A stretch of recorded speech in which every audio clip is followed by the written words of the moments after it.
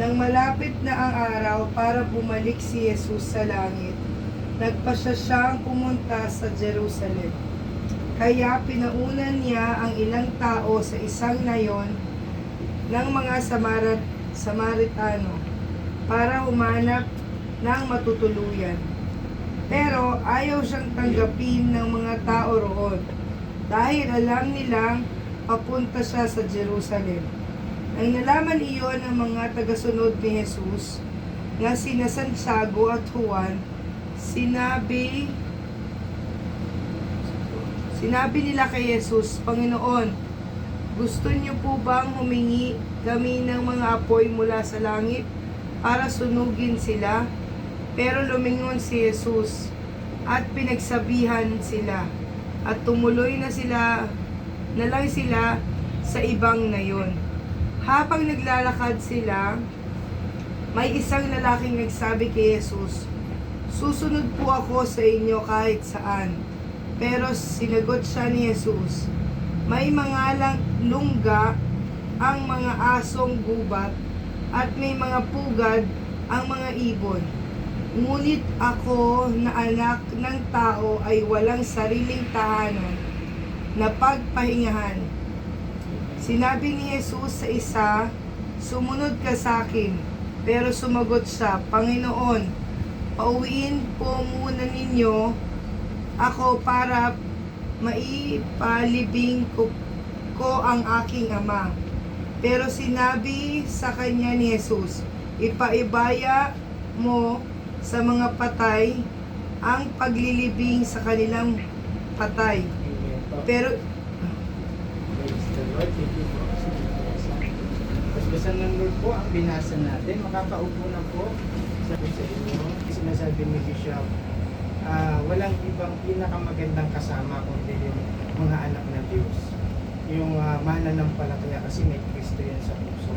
Special yan sa harapan ng Panginoon. Kaya every time po na may ganitong pagkakataon, sobrang blessed po. Kasi alam natin, hindi natin will ito.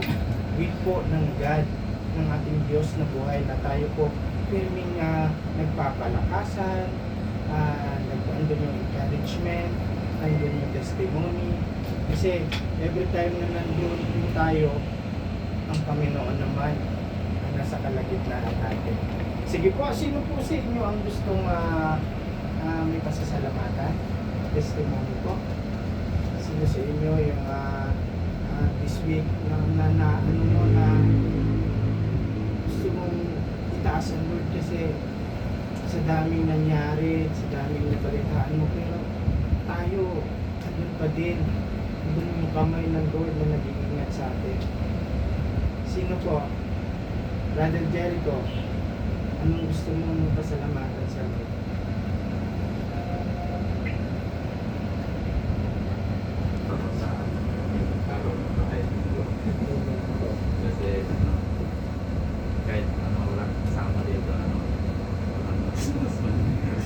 Opo, totoo po yan. Kasi may mga sudden po na nangyayari, unexpected.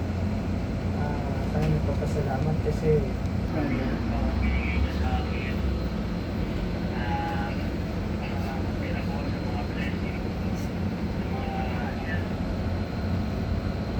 even po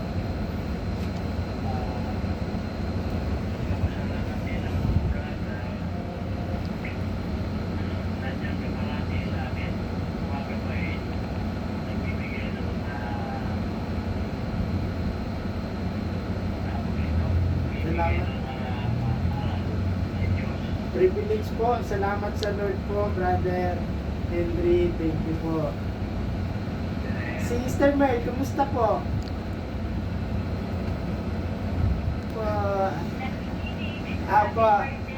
Thank you po. Happy birthday din po, Brother Henry, kay Brother Henry. Ano yung gusto mong pasalamatan, Sister Mel?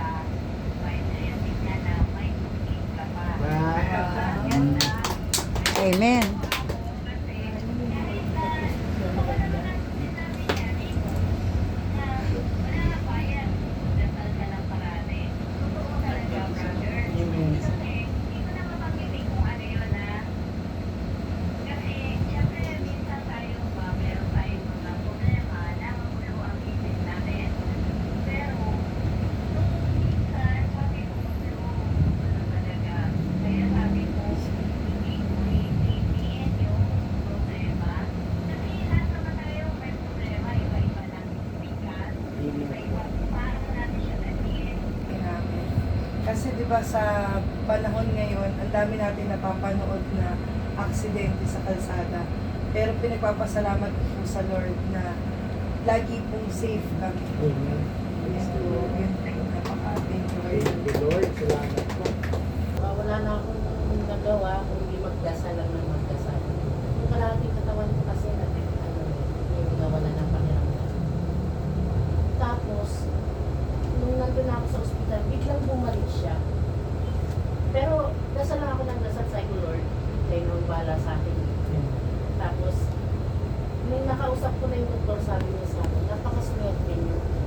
Kasi bumalik, dapat daw yun, ma-stroke na ako. Pero, daw ako, at bumalik pa, na yung lakas ng kalahating katawan. Yun pinagpapasalamat ko. At saka netong kahapon, di ba nung nakaraan, pina-play yung mga laboratories. Kahapon na bumalik na ako sa doktor ko, binasa niya. Normal po yung mga laboratories. Amen. Thank you, Lord. Talaga ng mga hindi tayo pinibigay natin. It's the best. Ako, brother, ang pinasasalamatan ko yung pagpunta namin ng Cebu. Kasi napakatagal na hindi kami nakikita ng family ni Tessa. Tapos maraming nangyari na iniisip nila na talaga dumadaan lang at tinitignan niya lang yung pagsubok niya sa amin. Saka napapasalamat ako na itong kaibigan namin si sister, hindi niya kami nakakalimutan. Every time na pupunta siya dito, pupuntahan niya talaga ako. Talagang nakilala ko lang siya sa Hong Kong. Hanggang naging very close kami. Hanggang lahat ng mga gamit ko, pag nagsishopping ako, sa kanya ako iniiwanan sa office nila. Hanggang naging close, hanggang nakarating na ako dito. Nandiyan pa rin siya pag talaga binibigyan niya kami ng special time ngayon. Eh ngayon dumating siya, maraming kaming blessing sa kanya. Maraming pasalubong. Kaya grabe siya dahil hindi na talaga kami pinalimutan. Pati na buong pamilya niya. Ganun din. At ngayon, Father, meron kami new friend. At talagang gusto ko siya na as a new friend at member namin dito. Kaya papasalamat ako siya, di wala siya ni Tessa. Naging close din siya ni Tessa.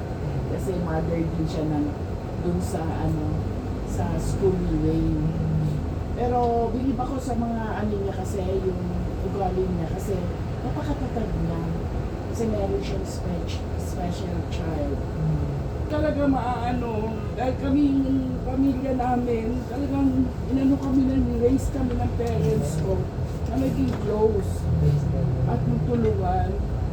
Ako talagang tumitingin na ang nanay niya.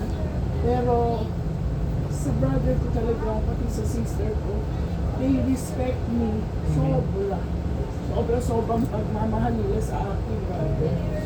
Kaya yun din, ngayon birthday niya. Hindi man kami nagkita pero nandun din yung ko. At ang aking sister-in-law din, napakabait din niya.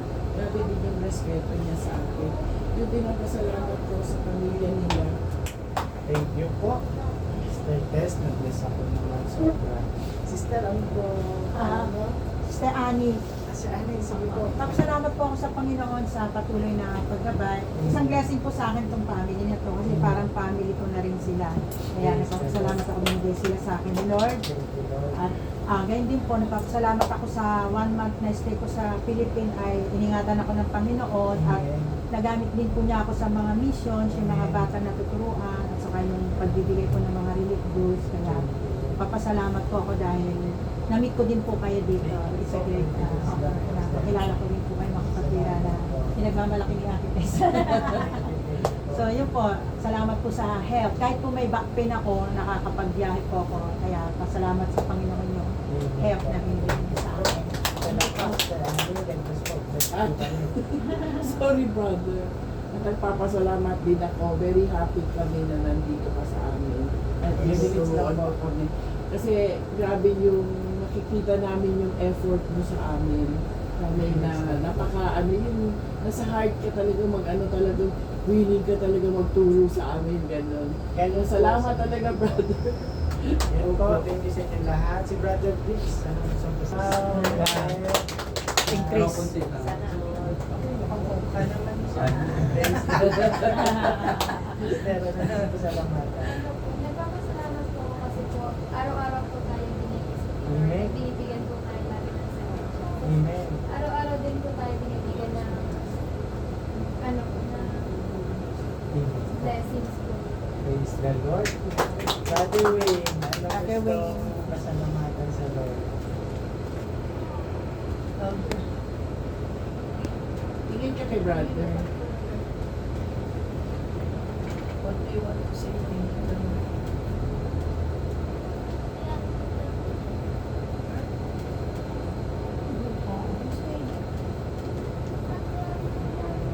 Amen. Amen. Praise the Lord. Praise God. Yun po, sa ating mga pasasalamat no, nangingibabaw yung prayer. Nakita ko talaga dahil sa prayer. Kaya meron tayong pinagpapasalamat. Kasi alam po natin na pag-gising mo pa lang at hindi na yung bagay. Lahat tayo sa ating labanan meron tayo. At ang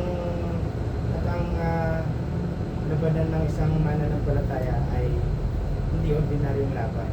Kasi tayo po, alam natin hindi tayo nagwawagi kung tayo lang. Kaya nga, tinuturuan tayo ng ating Panginoon through our beloved Bishop, ang ating buong founding family, leaders, mga workers natin, na para iisa tayo, paano tayo mag-aim, paano tayong magsalita, paano tayong iisa tayo.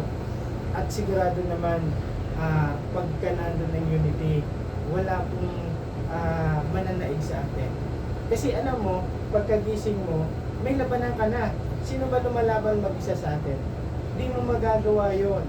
Nakikita mo na sa labanan kailangan mo ng kakampi. Mas panalo ka daw pag marami kang kakampi. Matindi po ang labanan natin, hindi natin nakikita. Kaya nga sinabi ng Lord na come boldly to the throne of grace. Ibig sabihin, magsisimula ka pa lang, magpaplano ka pa lang, andun na agad. Naghihingi ka na ng basbas sa Panginoon, nagpipray ka na. Kasi nga po, napakahalaga po ng paglapit natin sa Panginoon. Ako nagpapasalamat po ako kasi 41 years umipa sa buhay ko na naigong habag ng Lord. Alam niyo po, ay sinabi ng Psalms chapter 23, the Lord is my shepherd, I shall not want. He makes me lie down in green pasture. He leads me beside still waters. He restores my soul in the path of righteousness for His name's sake. Though I walk through the valley, shadow of death, I fear no evil, for You are with me. You prepare a table with me in the presence of my enemy. You anoint my head with oil, and my cup runs over. Surely, the goodness and mercy shall follow me all the day of my life, and I will dwell in the house of the Lord forever. Alam niyo po, habang ninanamnam ko siya, ang dami mong dapat pasalamatan, di mabilang. Isa lang yung sinabi doon na, though I walk through the valley of the shadow of death. Yun lang yun eh. Dadama lang naman, kasama mo pa din ang Lord eh. Pero the rest, puro pag-iingat na. As a shepherd po, grabe ang Lord magmahal. Kaya sabi ko, Lord, hindi na luma yung damit ko. Hindi na luma yung sandalyas ko. Kada umaga pa lang, ramdam ko yung habag mo. Ramdam ko yung pag-iingat mo, yung pag-ibig mo, yung protection mo. Doon sa tindahan, hindi ko pwedeng, hindi ko maramdaman ang Lord sa bawat gagawin ko. Kasi alam ko, pag namimili ka, pag aalis ka, pag nagmumulong ka, ang dami mo nakikita na aksidente, marami kayo nakikita na sumasablay, marami kayo nakikita na hindi na nakakauwi. Pero ikaw, natatapos mo yung trabaho mo, nagagawa mo yung mission mo, kasi nga, lagi mong tandaan nakatingin ang Lord sa'yo. Kaya Kaya nga sabi ng Lord,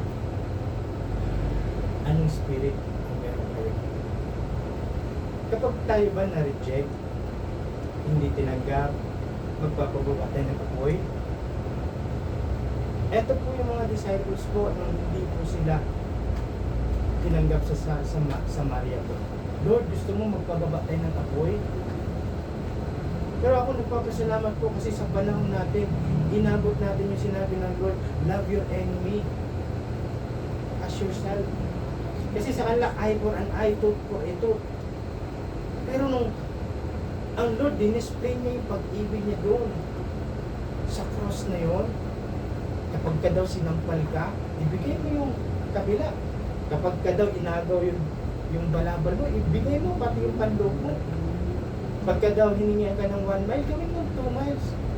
Gaano pinihit ng Lord yun? Habang nagtuturo ang ating beloved bishop, umiiyak ako eh. Ang tindi ng Lord. Hindi niya sasabihin niyo kung hindi niya ginawa sa atin. Bago siya nagsasalita, ginawa po niya sa atin. Siya po talaga ang unang nagparamdam ng pag-ibig sa atin. Kaya natuto tayong magmahal. Yung sabi ng isa,